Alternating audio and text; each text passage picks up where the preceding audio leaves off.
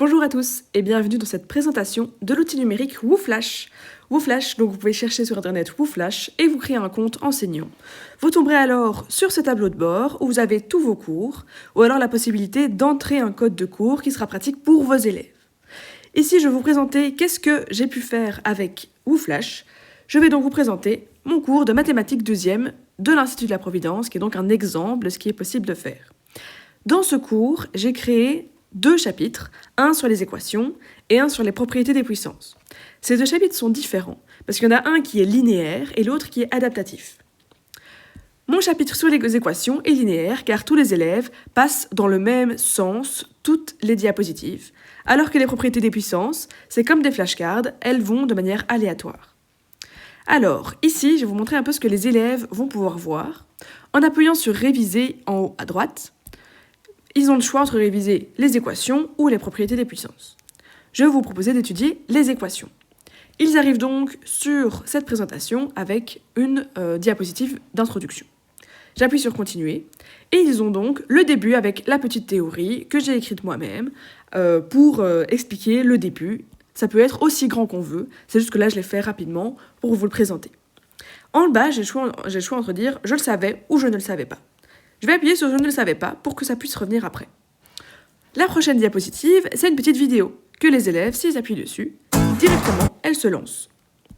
Depuis YouTube, j'ai juste mis le lien de la vidéo. Je veux dire que cette fois-ci, je le savais, vu que je l'ai fait.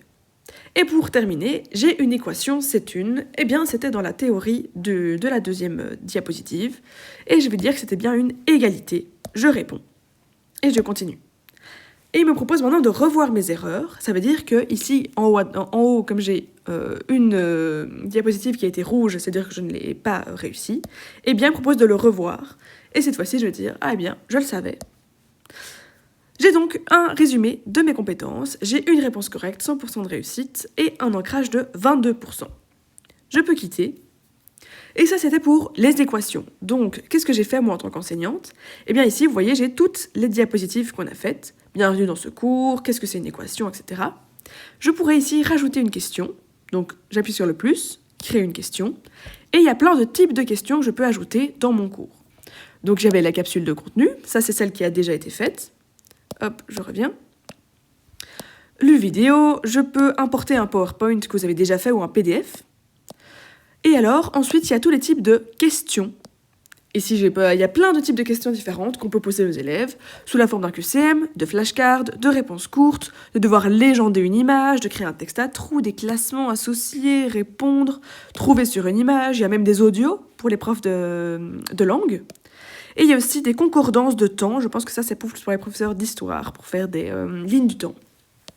Ça c'est tous les types de questions qu'il est possible de faire avec WooFlash. Et donc dès que je crée une, bon, par exemple, je vais proposer de faire, allez, disons, de trouver un nombre.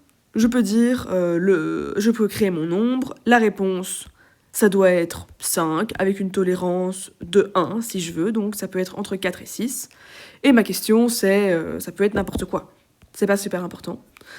Je termine. Et ma question, elle s'est rajoutée, hop là, ici en dessous. Donc je peux la prendre avec les 3 petites barres et la mettre dans mon chapitre sur les équations. Évidemment, elle s'est mise au mauvais endroit. Donc je peux la reprendre et la mettre dans le bon chapitre. Ça, c'était pour tout ce qui était linéaire. Je vais vous proposer aussi les flashcards.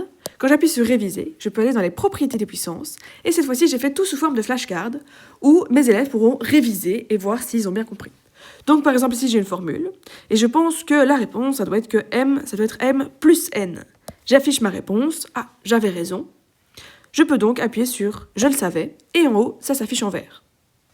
J'ai une nouvelle flashcard avec ici A exposant M, lui-même exposant N. Je pense que ça doit être aussi M plus N. J'affiche la réponse. Ah, j'avais faux. Donc j'ai appuyé sur « Je ne le savais pas ». Ce qui va me permettre de me dire que ça va me revenir à la fin de mes questions. Je donne la formule d'un produit de puissance de même base. Ah oui, effectivement, c'était ça, je le savais. La formule d'une puissance, j'affiche, je le savais. Et on revoit donc mes erreurs. Ah oui, c'est celui-là que j'avais loupé, et je sais bien que c'est M fois N, et cette fois-ci, je le savais. J'ai donc un résumé de mon travail, qui me permet de dire que j'ai donc un avancement, cette fois-ci de 89%, 4 réponses sur 5 correctes, etc. Je peux quitter, et moi, en tant que professeur, j'ai accès aux résultats de mes élèves. Je vois les résultats, l'avancement, la réussite et l'ancrage, en résumé pour tous mes élèves, et ensuite j'ai l'avancement par élève, par chapitre, par question, et aussi, hop là, par élève ici. Donc vous avez plein de manières de voir quelles questions ont été ou n'ont pas été, ou quel chapitre serait intéressant peut-être à revoir. Et évidemment, il est possible d'avoir plusieurs collaborateurs sur le même cours, et donc être plusieurs à utiliser le cours et à créer des nouveaux chapitres. Et dans les paramètres, je peux voir que je peux utiliser sous forme adaptatif, linéaire ou en mode examen, qui est aussi possible. Ici, vous avez le bouton partager qui vous permet de partager avec vos élèves le lien vers le cours avec un code. Donc ils peuvent mettre au tout début sur leur tableau d'accueil, il y a entrer un code, ou alors ils peuvent simplement scanner un QR code, ou vous pouvez mettre le lien sur Smart School, ça pourrait être pratique. Hop. Et donc voilà, ici j'ai 2 chapitres. Si je veux ajouter un chapitre, je peux créer un chapitre, importer des questions, insérer un fichier, et il y a même une possibilité de générer des questions avec l'IA. Je vous invite honnêtement à aller faire un petit tour, à essayer de découvrir quel est WooFlash. Je suis toujours là pour vous aider si vous avez des questions. N'hésitez pas à venir me voir en salle des profs, je serai ravie de vous aider. Je vous souhaite une bonne journée et au revoir.